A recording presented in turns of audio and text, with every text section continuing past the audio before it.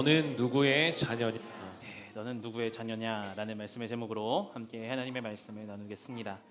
2016년 인류 역사상 가장 위대한 싸움이 하나 벌어졌습니다. 바둑 천재 이세돌 기사와 AI 알파고와의 싸움이었습니다. 대국이었죠. 최근에 이 전설적인 대국의 비하인드 스토리를 알게 되었습니다.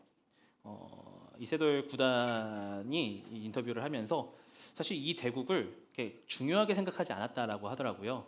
뭐 AI인데 인간이 이기겠지라는 안일한 마음으로 대국을 두기 시작했답니다. 준비를 하게 됐답니다. 그래서 준비도 사실 막 열심히 안 했대요. 자기가 연습하고 이렇게 이제 바둑 두는 그 자리에 와서 AI 전문가가 찾아와서 쉽게 보시면 안 됩니다라고 했는데도 이렇게 얘기했대요. 바둑 더 보신 적 있으세요? 그러니까 이 정도로 이제 자신감이 있었던 거예요. 바둑은 내가. 그런데 첫 대국 초반에 한 15개 정도의 수를 딱 났을 때 아차 싶었다라는 거예요. 아, 이거는 뭔가 단단히 잘못됐다. 그렇게 처참하게 1국을 졌답니다. 근데 뭐 스스로 바둑 내용 자체가 너무 좋지 않았기 때문에 뭐 이렇게 두면 질 수도 있지 이런 마음으로 이제 그다음 2국을 준비를 했답니다. 그렇게 절치부심해서 2국을 준비했는데 여기서 아주 처참하게 무너진 거예요. 최선을 다해서 열심히 뒀는데도 진 대국이었다라는 거죠. 이거에 대해서 이렇게 얘기를 해요. 이제는 할 말이 없을 정도가 아닌가 싶다. 내용상 정말 완패였다. 한순간도 앞선다고 느낀 적이 한 번도 없었다.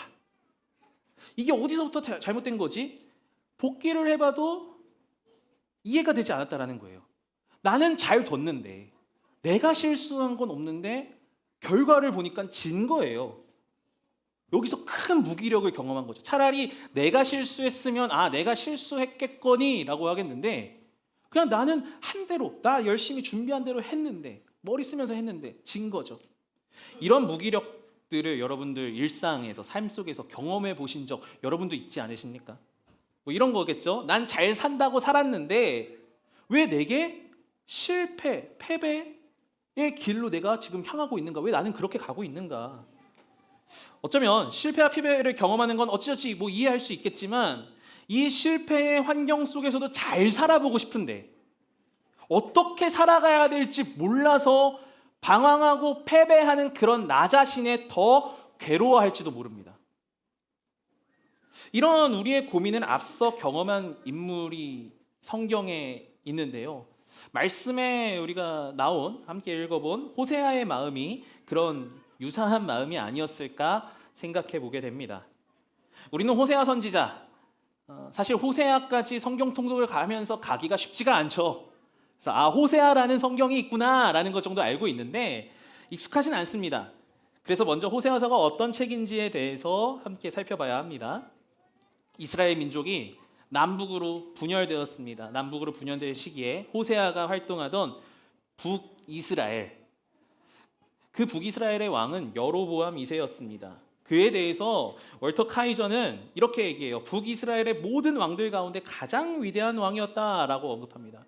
최전성기를 누리고 있었던 시대에 활동했던 선지자죠. 강력한 왕권으로 전성기를 누리고 있었고 번영하고 있었습니다. 그러나 그들의 삶은 하나님께서 원치 않는 삶으로 향하고 있었습니다. 바알을 섬기고 있었고요. 우상 숭배하며 하나님의 뜻과는 전혀 다른 길로 그들이 가고 있었던 거죠. 이러한 가운데 하나님께서 선지자 호세아를 부르십니다. 2절 한번 읽어봅니다. 2절 읽겠습니다. 시작. 여호와께서 처음 호세아에게 말씀하실 때 여호와께서 호세아에게 이르시되 너는 가서 음란한 여자를 맞이하여 음란한 자식들을 낳으라. 이 나라가 여호와를 떠나 크게 음란함이니라 하시니. 하나님께서 어려움의 때에 하나님의 사람들을 부르시는 것 우리 그거 충분히 이해합니다. 그런데 그 부르심의 내용이 이상해요. 음란한 여자를 맞이하여서 음란한 자식들을 낳으라 라고 하는 겁니다. 호세아는 이 하나님의 말씀에 순종하여 음란한 여인, 몸을 파는 여인 고멜과 결혼하게 됩니다. 혼인하게 됩니다. 그리고 자식을 낳게 돼요. 그런데 이 자식들의 이름도 하나님께서 그들의 이름을 통해서 이스라엘을 향한 메시지를 전달하시는데요. 이름이 이랬습니다. 이스라엘 심판의 장소. 이 당시 이 북이스라엘의 어떤 시조가 되는 가문 내 그 역사적 장소에 이름을 한 거예요. 그래서 여기서 내가 심판하겠다. 로르암아 궁유를 받지 못할 것이다. 로암미 내 백성이 아니다. 너희들은 더 이상 내 백성이 아니다. 이것이 이 호세아의 자녀의 이름이었던 거죠. 호세아에게 하나님은 왜 이런 삶을 살게 하셨을까요? 하나님의 부르심과 호세아의 삶에 대해서 제임스 메이즈는 이렇게 말합니다. 호세아의 결혼은 이스라엘에 대한 하나님의 고발을 극적으로 보여주기 위한 야훼의 명령에 따르는 순종의 행위이다. 호세아는 몸을 파는 여자와 혼인함으로써 하나님이 이스라엘과 맺은 언약 가운데 어떠한 곤경에 처했는지를 드러내야 했다. 그러니까 호세아서는 그가 음란한 여인과 결혼하여서 가정을 이루고 그리고 회복되어지는 그 과정들을 통해서 하나님께서 이스라엘과 하나님과의 관계를 보여주시고 어떻게 회복시켜 주시는가를 보여주시는 그의 삶을 통해서 보여주시는 내용들이 담겨져 있는 겁니다. 제가 설교를 준비하면서 우리 교육자분들에게 여쭤봤습니다. 만약 하나님이 나의 삶과 가정을 이렇게 쓰시겠다고 하면 어떻게 받아들이실까요? 궁금하시죠? 어떤 대답들이 왔을까? 우리 김주영 목사님 바로 답을 다셨어요. 사용 못하죠. 못 살죠 그렇게. 저도 상상을 해봤어요. 제 아이의 이름은 새롬이 빛납니다. 저의 그 신앙의 고백과 이 아이들이 이렇게 살았으면 하는 그 고백을 담은 거예요. 복음이 우리의 삶을 날마다 새롭게 한다. 그래서 새롬이에요. 복음이 우리를 날마다 빛나게 한다. 우리의 삶이 빛나게 한다. 그래서 빛나요. 그 아이들의 이름을 부르면서 소망의 그 뜻을 이렇게 담아서 이름을 외치는 거죠. 그런데 이 아이의 이름을 절망이, 어둠이 이렇게 한다. 끔찍하죠. 근데 이 호세아의 상황이 이런 거였습니다. 하나님의 부르심을 받았지만 내가 처한 삶의 실패는 아마 견디기 힘들었을 거예요. 우리 같았으면. 어찌 보면 호세아는요, 자신에게 주어진 삶을 열심히 살았어요. 그런데 그의 삶은 나아지기는커녕 그냥 예견된 실패로 치닫는 거예요. 앞서 우리 이세돌 구단이 경험했던 것처럼 나는 열심히 했는데 뒤돌아보니 내 지금 삶의 현장은 패배한 것 같은 삶의 현장이 다가온 거죠. 우리가 겪게 되는 절망감을 호세아도 아마 삶을 살아가면서 충분히 겪지 않았을까라는 생각을 해보면서 본문을 보게 되었습니다. 이 지점을 묵상하면서 이런 묵상을 하게 되더라고요. 대체 우리 삶의 성공과 실패는 무엇인가? 이 질문에 이런 답이 떠올랐습니다. 하나님께서 생각하는 성공과 실패 기준은 우리 생각과 다르구나. 이런 거예요. 당시 북이스라엘 백성들은 가장 풍족한 시기를 누리고 있었습니다. 그러나 하나님께서 보시기에는 그들은 가장 실패한 시기를 살고 있었어요. 호세아는 누구보다 실패한 시기를 살고 있었습니다. 인생의 시기 가운데 가장 실패한 시기였어요. 음란한 여인을 만났고 자녀들도 음란한 자식들을 낳으라는 그 하나님의 말씀에 따라서 낳았습니다. 결과적으로는 실패한 것 같죠. 그러나 하나님께서 보시기에는 그는 하나님께 쓰임을 받고 있는 시기였습니다. 아이러니하지 않나요?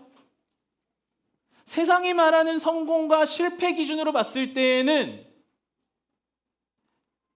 이스라엘은 성공했고 호세아는 실패했습니다. 그런데 하나님 보시기에는 이스라엘은 실패한 것이고 호세아가 살아가는 그 삶을 통해서 하나님은 하나님의 이르심을 보여주고 계시는 거예요. 이 지점을 묵상하면서 제게 은혜가 되더라고요. 하나님은 지금 눈에 보이는 내 삶의 성패로 나를 평가하지 않으시는구나. 우리가 살면서 내 삶의 어떤 영역들의 성공과 실패의 기준을 대면서 살아갈 때가 있어요.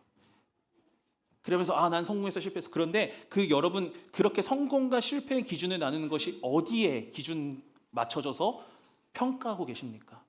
바라기는 우리의 삶의 성공과 실패의 기준은 하나님의 기준에 맞춰지기를 소망합니다. 아무리 내가 지금 내 삶에 실패한 것 같이 보일지라도 하나님 지금 이 삶을 살아가는 가운데 하나님은 나를 어떻게 보고 계십니까? 하나님의 눈으로 내 삶이 해석되어지기를 원합니다. 그러한 고백을 하면서 삶을 살아가는 저와 여러분 되기를 소망합니다. 다시 호세아의 삶으로 돌아가 보겠습니다. 결론적으로 봤을 때 호세아는요 실패한 가정사역자였습니다. 어떤 일이 있었는지는 자세히 모르지만 고멜은 호세아를 떠납니다. 그리고 하나님께서 그 호세아에게 고멜을 다시 품게 하십니다. 호세아 3장 1절에서 3절입니다. 한번 쭉 읽어볼까요? 읽습니다. 시작.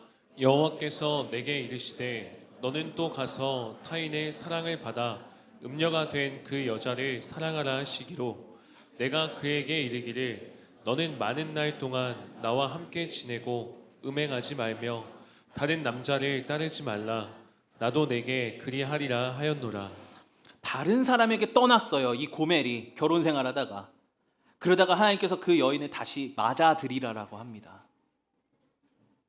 값을 지불하고 그래서 자신의 아내 고멜을 데려옵니다.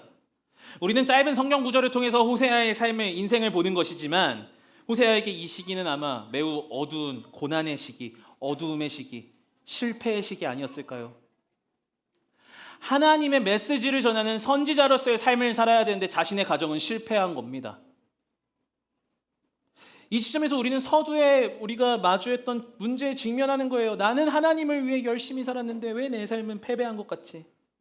호세아도 다른 삶을 선택할 수 있지 않았을까요? 요나처럼 하나님의 부르심을 벗어나려고 도망치려는 시도를 했을 수도 있습니다. 원망을 하면서 살아갈 수도 있습니다. 그러나 호세아는 이 일들을 감당하며 살아갑니다.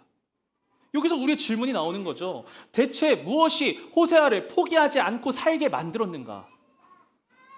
실패한 가정사역자, 눈에 보이기엔 실패한 삶을 살았던, 환경을 살았던 호세아가 왜 그러한 상황과 환경 가운데서도 좌절하지 않고 하나님의 부르심에 붙잡혀 살았는가? 호세아에게는요, 정확한 자기 정체성이 있었어요. 호세아는 자신에게 처한 상황과 환경을 자기 정체성으로 규정하지 않았습니다. 호세아는 가정사역 실패했죠. 보여지는 사실입니다. 그러나 그가 하나님의 자녀로 실패한 것은 아니에요. 그러니까 자신에게 처한 상황과 환경을 이건 그 상황을 보면서 그것이 바로 나야라고 대입하지 않았다라는 겁니다. 저는 영화를 즐겨보진 않지만 제가 아주 몰입해서 보는 장르가 있는데 히어로물입니다. 히어로 영화를 보면서 거기서 주는 인사이트들이 있어요. 그래서 막 보다가 울컥하면서 눈물을 흘릴 때도 있어요. 저는 멜로 영화나 이런 거에 눈물을 흘리지 않습니다. 오히려 히어로 영화 이런 거 보면서 눈물 흘리면 뭔가 좀 있어 보이잖아요. 저런 영화에 왜 눈물 흘리지? 히어로 영화 중에 천둥의 신 토르라는 캐릭터가 있습니다. 제가 정말 좋아하는 캐릭터예요. 이 히어로 영화 좀 소개를 하자면 여러분 보실 때 3편 나온 영화들은 보시는 거 추천합니다. 3편 정도 나오잖아요. 그러면 마지막 3편에서 히어로의 정체성에 대한 그 내용들로 나와요. 근원적인 질문, 나는 어떤 존재인가? 이 질문을 던집니다. 그런데 이 토르 3편 라그나로크라는 곳에서 이 영화에서 굉장히 인상 깊은 장면이 나옵니다. 이 주인공이요, 힘센, 그 전에까지 1, 2편에서는 힘이 센, 정말 악당들을 잘 물리치는 그런 히어로였습니다. 그런데 3편에서 완전히 실패를 경험하게 돼요. 자신의 악당이었던 헬라에게 완전히 힘으로 제압당합니다. 그러면서 그가 가지고 있던 망치, 멸리느라는 이 망치가 있는데 이걸 통해서 천둥을 내리쳤는데 이게 박살나요. 완전히 무너져 버렸습니다. 단순히 이렇게 내려치는 무기가 아니라 이걸로 천둥을 내려치는 무기였어요. 압도적인 파워 앞에서 무릎을 꿇었습니다. 그가 심지어 한쪽 눈까지 잃었어요. 모든 것이 실패한 상황이었습니다. 그런데 그에게 아버지 오딘이 나타납니다. 그러면서 이렇게 말을 해요. 눈이 2개일 때도 넌 반쪽만 봤지? 라는 얘기를 해요. 의미심장한 얘기죠. 토르가 얘기하는 거예요. 아버지 너무 강해서 망치 없이는 못 이기겠습니다. 그랬더니 여기서 이런 얘기를 합니다. 네가 망치의 신 토르냐? 너의 힘의 원천은 따로 있다. 아스가르드다. 아스가르드는 장소가 아니다. 보세요. 이거 웃으면 보면 안 돼요. 은혜예요. 여기도 아스가르드가 될 수 있다. 우리 백성이 있는 곳이 바로 아스가르드다. 이러면서 토르가 각성해요. 그러면서 우억 하면서 그 유명한 레드제플린의 노래가 쫙 나오면서 당당당당 하면서 막 악당들을 물리치러 갑니다. 근데 신기한 건 망치 없이 천둥을 내리쳐요. 망치 없이. 저는 이거 보면서 막 울컥했는데. 그의 정체성이 망치에 있을 때는 힘을 발휘하지 못했습니다. 그러니까 망치에 자기의 정체성을 담았으니까 이게 없어지면은 나는 아무것도 못해요라는 그런 존재가 됐죠. 그런데 아버지가 뭐라고 합니까? 아니야, 너의 힘의 근원은 아스가르드라는 우리의 고향이야. 근데 그건 장소가 아니라 그 백성들이 있는 곳이라면 그곳은 아스가르드야. 이것을 깨닫는 순간 자신의 힘의 근원을 알게 되면서 나는 실패한 자가 아니야 하면서 무찌르게 된 거예요. 하나님께서 저에게 말씀하시는 것 같아요. 너는 누구의 자녀냐? 너가 상황과 환경의 자녀냐? 너는 하나님 아버지의 자녀다. 하나님 나라가 있는 그곳, 어디 장소가 아니야. 네가 있는 그곳에서 하나님을 누리고 있다면 너는 그 하나님 나라를 누리고 있는 하나님 나라 자녀야. 우리에게 말씀하고 계시는 거예요. 하나님의 사람으로 살아가는 힘의 근원은 어디에 있습니까? 하나님께 있습니다. 내 안에 계시고 하나님 나라를 살아가는 것이 힘입니다. 그런데 자꾸 지금 펼쳐진 상황과 환경으로 나 자신을 정의하고 규정해요. 우리가 그렇게 살아가면 얼마나 불행한 인생을 살아가는 겁니까? 영화만의 이야기가 아닙니다. 이것이 우리 삶의 실제 모습이에요. 서울 대치동 학군지에서 공부하는 아이들을 대치키즈라고 이야기하죠. 방송에 대치키즈였다가 학군을 옮긴 아이와 엄마의 모습이 나왔습니다. 고등학생이 된 아이의 정체성은 대치키즈예요. 너무 안타깝더라고요. 그러니까 이 아이가 공부가 대치동에서 하기가 너무 어려우니까 학군지를 옮겼어요. 그런데 그곳에 가서도 이 아이는 대치키즈라고 정체성이 박혀져 있어요. 이 아이가 조금 공부를 하다가 자기가 원하는 대로 성적이 안 나오니까 아예 공부를 포기해버리더라고요.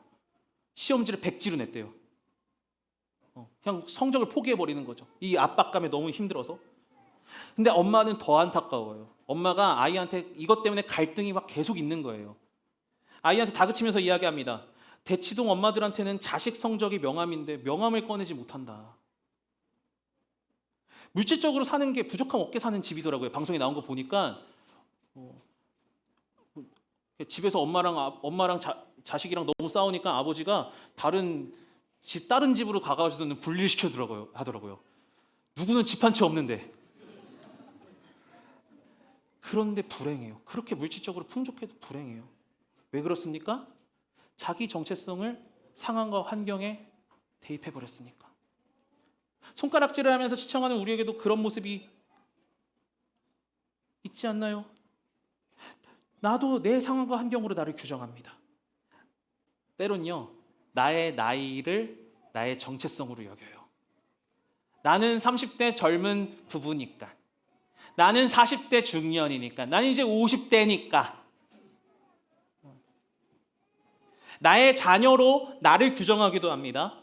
나의 재력으로, 나의 어떤 가지고 있는 것들로 나를 규정합니다. 나의 무언가로 규정합니다. 그래서 나를 규정했던 것들이 실패하면 어떻게 우리가 받아들입니까? 내 삶이 실패하고 무너진 것으로 받아들여요. 내 자녀의 실패가 나의 실패로 받아들여져서 절망하는 거예요. 충분히 주의 일을 감당하면서 주님의 나라를 살아갈 수 있는 존재임에도 불구하고 아니요, 나는 실패했어요. 아니요, 나는 무너졌어요. 내 자녀가 무너졌으니까요. 그런 우리에게 하나님은 영화의 대사처럼 물어보시는 거예요. 너는 누구의 자녀냐? 호세아를 보세요. 호세아가 실패한 자신의 가정 환경 속에서도 하나님의 일을 할 수 있었던 것은 여기에 있는 겁니다. 그는 자신의 가정 환경에 자신의 정체성을 부여하지 않았어요. 자신이 처해 있는 환경에 자기의 정체성을 부여하면서 살지 않았습니다. 그는 하나님의 자녀, 하나님의 사명자라는 정체성 부여잡고 살았습니다. 그렇게 누구나 실패라고 여기는 상황 속에서도 끝까지 주님의 일을 감당할 수 있었던 것입니다. 바라기는 우리도 혹시 상황과 환경에 나의 정체성을 대입하고 살고 있었다면 다시 한번 말씀 속에서 호세아를 보면서 다짐했으면 좋겠습니다. 나는 하나님의 자녀입니다. 이러한 정체성이 확립되면요, 나의 상황과 하나님의 일하심을 분리할 수 있게 됩니다. 호세아는 자신의 상황과 하나님의 일하심을 분리했어요. 호세아 1장 10절입니다. 읽습니다. 시작. 그러나 이스라엘 자손의 수가 바닷가의 모래같이 되어서 헤아릴 수도 없고 셀 수도 없을 것이며 전에 그들에게 이르기를 너희는 내 백성이 아니라 한 그곳에서 그들에게 이르기를 너희는 살아계신 하나님의 아들들이라 할 것이라. 호세아는요, 자신에게 펼쳐진 가정 상황은 참담했지만 음란한 여인과 결혼해서 음란한 자식을 낳는 참담한 실패한 가정 환경 속에서 있었지만 그러함에도 여전히 하나님이 일하고 계심을, 이 이스라엘을 어떻게 회복시키실 것인지를 선포하며 지금 나아가고 있습니다. 저는 성경을 읽으면서 두 가지 축을 붙잡고 읽게 됩니다. 실패와 성공이라는 축이에요. 인간의 실패와 하나님의 성공. 성경은 처음부터 끝까지 인간이 실패한 역사를 보여줍니다. 여러분, 우리가 삶에서 실패하는 영역들이 있잖아요. 그걸로 너무 낙심하지 않으셨으면 좋겠어요. 왜냐하면 성경을 보니까요, 성경은 인류가 처음부터 끝까지 계속해서 실패하는 역사만 보여줘요. 그런데 이 성경, 하나님의 말씀이 우리에게 은혜가 되는 것은 무엇입니까? 우리는 실패하지만 하나님은 성공하시는 분이세요. 하나님의 일하심을 통해서 회복시키십니다. 관계의 실패, 성품의 실패, 양육의 실패, 인격의 실패, 다양한 실패들을 성경은 이야기하고 있습니다. 그러나 하나님의 일하심은 그러한 실패에 영향받지 않고 여전히 구원의 역사들은 이뤄가고 있습니다. 그렇게 여러분, 이러한 관점으로 성경을 보는 것, 성경을 이렇게 봐야 되는 거야, 이렇게 보지 마시고요, 더 나아가서 우리 삶에 적용해서 확대해서 바라보자고요. 우리 하나님은 나의 상황과 환경에 지배받는 분이 아닙니다. 내가 실패했다고 하나님이 실패하지 않으십니다. 목사님, 제가 가정에서 실패했는데 제가 아이들을 섬기는 것, 교회를 섬기는 것, 제가 하나님의 일꾼으로 살아가는 것 가능할까요? 목사님, 제 신앙생활이 좀 실패한 것 같은데 다시 제가 회복될 수 있을까요?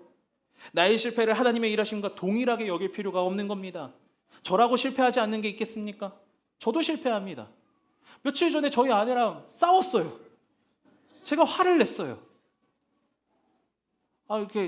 저는 제 나름대로 호의를 베풀면서 피곤한 몸을 이끌고 너무 피곤해 보이는 거예요. 저희 아내가. 멋지지 않나요? 그래서 쉬어라. 내가 설거지를 하겠다. 근데 제가 설거지를 하고 식기세척기에 넣는 걸 잘 못하거든요. 그래서 이제 이렇게 대충 넣고 도움을 요청해야지 기다리고 있었는데 저희 아내가 얘기하는 거예요. 딱 보더니 이게 어떻게 닦이는지는 알아? 이렇게. 그거에 꽂혀가지고 잔소리하지 마 이랬다가 또 이러면서 제가 만약에 이거에 사로잡혀서 여러분들 앞에서, 성도님들, 제가 저희 아내와 싸웠습니다. 저는 부부 사이를 잘 해결하지 못했습니다. 이런 제가 말씀 전해도 될까요? 이런 말 한다면 얼마나 부끄럽고 비극적인 일일까요? 저는 오늘도 실패합니다. 오늘도 실패했습니다. 어떤 영역에서는. 그러나 우리 하나님은 나의 실패와 상관없이 여전히 일하십니다. 여전히 하나님의 일하심은 이어지고 있습니다. 그리고 또 하나님께서는요, 나의 실패도 하나님께서 쓰시기로 작정하시면 쓰임받을 수 있습니다. 호세아의 실패를 하나님이 쓰셨어요. 어디에? 이스라엘 백성들을 향한 메시지로 쓰셨어요. 그래서 호세아서 마지막 14장 9절에서 이렇게 고백하는 것 같습니다. 읽습니다. 시작. 누가 지혜가 있어 이런 일을 깨달으며 누가 총명이 있어 이런 일을 알겠느냐?